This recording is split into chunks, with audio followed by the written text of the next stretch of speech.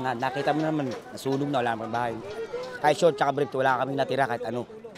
Ngayon humingi kami ng tulong sa mga yung meron na kahit konti man lang na maibigay sa amin dito. Kahit mga damit tsaka mga materialis. Ano.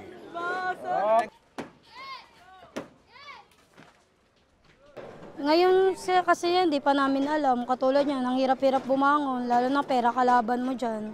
Tapos wala man lang kami na isalba. Inaasahan na lang talaga namin yung mga opisyalis na nakaupo, matulungan kami.